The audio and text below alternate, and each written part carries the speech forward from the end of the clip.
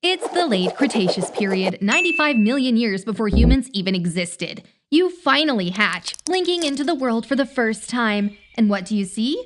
Water, mud, chaos. Congrats, you're a baby Spinosaurus, aka the so-called biggest carnivorous dinosaur to ever roam the planet. Bigger than a T-Rex? Yep. Easier life? Not even close. Spoiler alert, being massive doesn't make survival any less of a nightmare.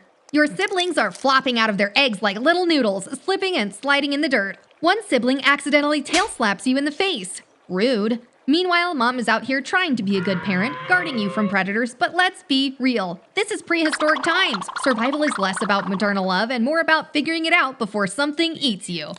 So you try to stand. Keyword, try. Your legs are about as sturdy as a half-melted Jell-O tower, and your massive tail is dragging behind you. And don't even get me started on that sail on your back. What even is that thing? Scientists can't agree if it's for attracting mates, regulating body temperature, or scaring off predators. Are you some prehistoric billboard advertising with a "Eat Here" sign for the nearest apex predator? Because if your goal is to not get eaten, this big ol' sail on your back is working against you. You take a deep breath. Well, as deep as a freshly hatched Spinosaurus can, and start exploring your surroundings. You're mainly an aquatic animal, meaning the water is your turf. You've got webbed feet for paddling, nostrils perfectly placed for breathing underwater, and all the genetic tools to be an absolute menace in the depths. And then, jackpot, you spot your first fish. Finally, time to show off those apex predator instincts. You channel your inner sea monster, lock in, and launch yourself forward. But instead of a clean, deadly strike, you completely whiff. You miss so hard, you get a mouthful of water and a lifetime of embarrassment. The fish, gone, probably laughing as it swims away. And you, floundering. Your sail flops dramatically as you splash around like a drowned chicken. Just when you're about to accept a life of L's, fate throws you a bone. Or, well, a fish. A clueless, way too close fish practically swims into your mouth like it has a death wish. Snap! Your jaw slams shut. A brief struggle, then nothing. You stare at your prize. Did you actually just do that? Oh, you did. You just caught your first meal. It's tiny, barely a snack, but it's yours. And in that moment, you're not just some flailing noodle with a built-in sail, you're a predator. Cue the victory montage. Fueled by your newfound success, you continue your epic quest down the river like you own the place. The river stretches out endlessly, trees looming like ancient sentinels, bugs chirping, birds calling. It's basically prehistoric ASMR. You're feeling good, feeling capable. Then, the mood shifts. From the murky depths, something massive slithers in. A Sarcosuchus, aka a prehistoric nightmare crocodile the size of a bus.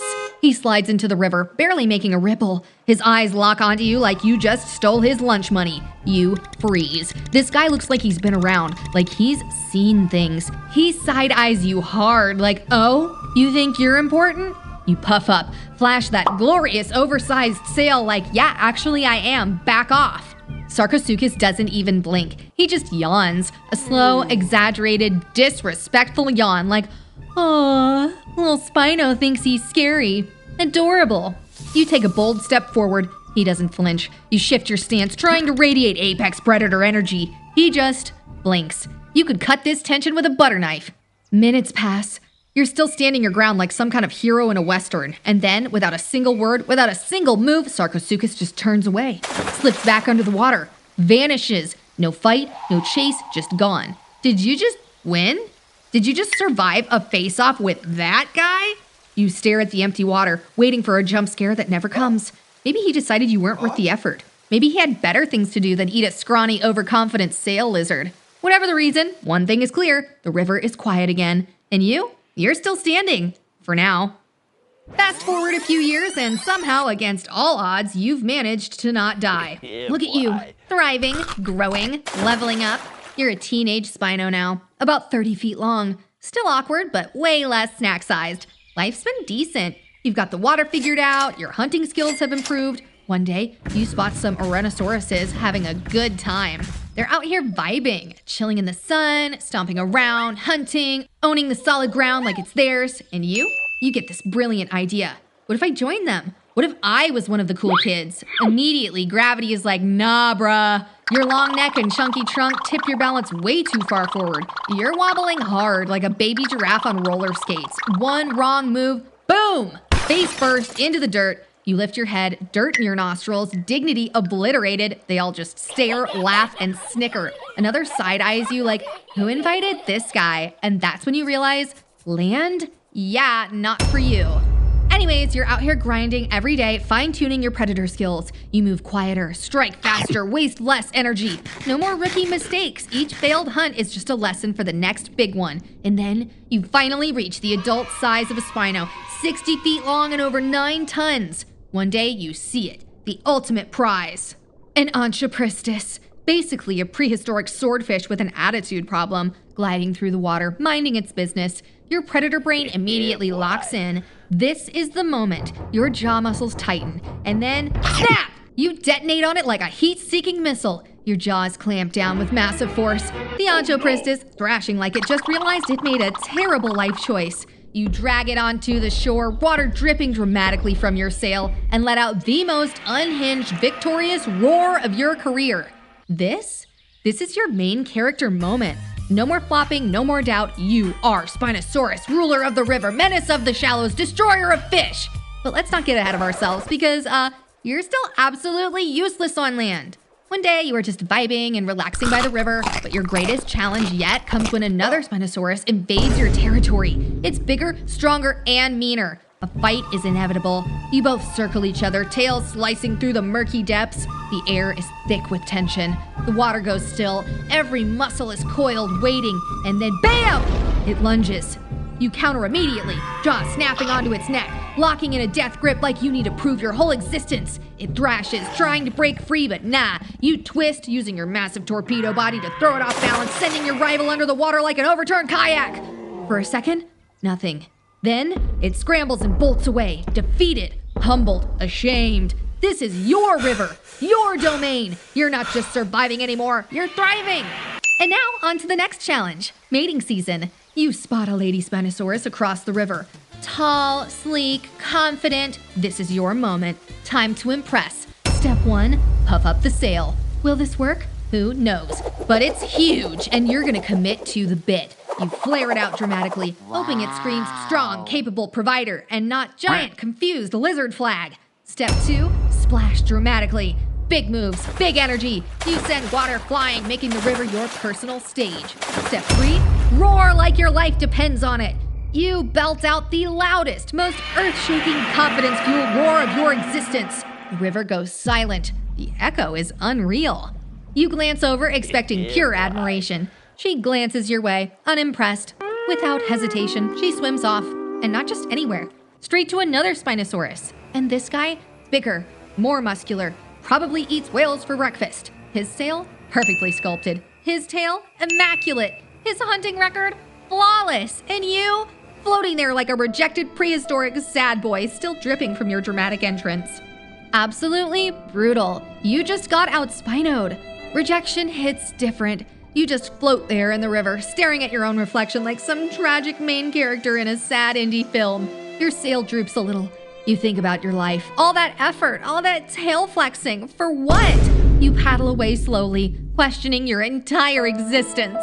Years pass. You survive the usual. Giant crocodiles, hunger, the crushing weight of solitude. You claim a decent stretch of river, and yeah, it's peaceful. Too peaceful.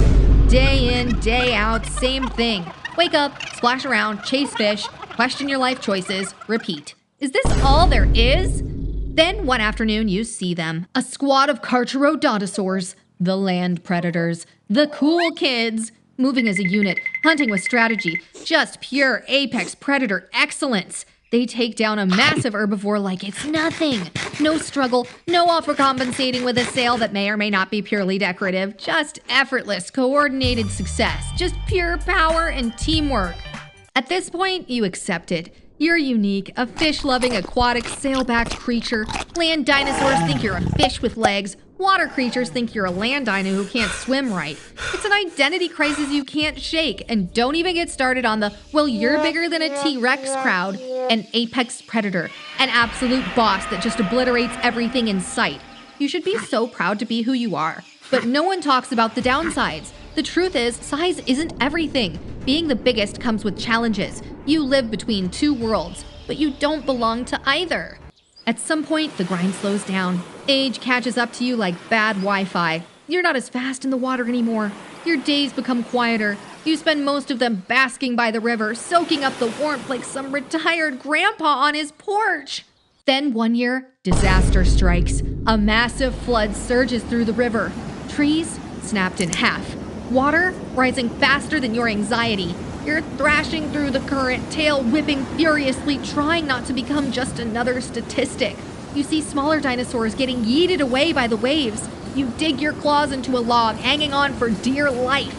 The storm rages for days, and when the waters finally recede, everything is gone. Your home, unrecognizable. The river you've grown to know and love isn't the same anymore. You realize something important. Being a Spinosaurus was never about being the biggest or baddest predator. It was always about adapting, surviving in this cruel and relentless world. Then one day, the Sarcosuchus returns, but this time, it's different. He's in his prime. You are not. His massive jaws clamp down on your leg. You thrash, you roar, but you're not the powerhouse you once were. Mud and water explode around you as you fight for your life. You try to land a powerful bite on his snout, one final act of defiance, but he doesn't let go. The river, the kingdom you ruled for years, falls silent around you. The Sarcosuchus, victorious, drags you beneath the surface. The murky waters swallow you whole. The ripples fade. And just like that, the world moves on, but your legacy remains.